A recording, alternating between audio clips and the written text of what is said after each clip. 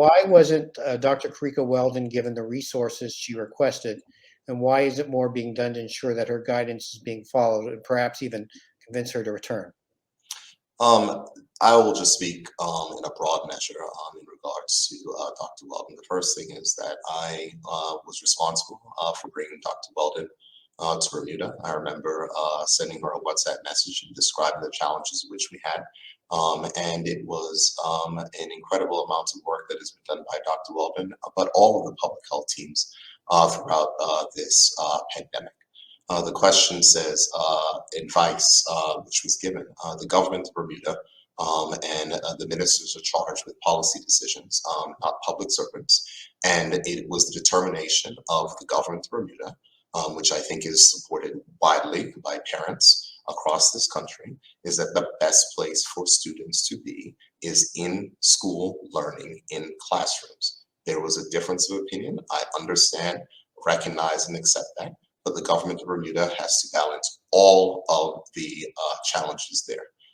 And we recognize that there was some inconvenience with the delayed and staggered return to school, but I think that that would pale in the comparison to some of the recommendations that were given to start school remotely for 2 or 3 weeks. I do not believe that that would have been the proper course of action. And here we are today on Monday, where all of our preschools are open, all of our primary schools, save for one, are open, and all of our middle schools, save for one, are open. Our high schools are on remote learning, and there will be interruptions as we go forward. But what we want to do is to keep faith with what we promise the parents of this country, is that we are going to do what we can to ensure that there is a safe environment in schools for our students, and we know that they learn better. It is better for their emotional and mental health and their development to be in school learning. Okay. Next reader question is, what steps or solutions are government considering for closing the staffing gap for testing? We speak about the staffing gap, and I was brought up to date on this. There was a request that came into to the government for additional staff last week Monday, and it was approved on the same day last week Monday. Certainly, it does take time to onboard persons, but the approvals were given on the same day which were received, and I know that additional staff have started working in the laboratory already. It certainly is a challenge when we have these types of spikes and backups.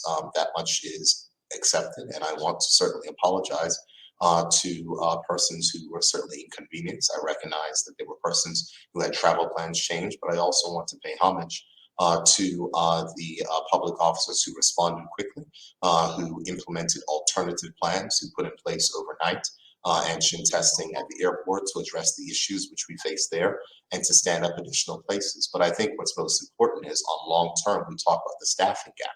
We have to move to a place of sustainability when it comes to coronavirus response.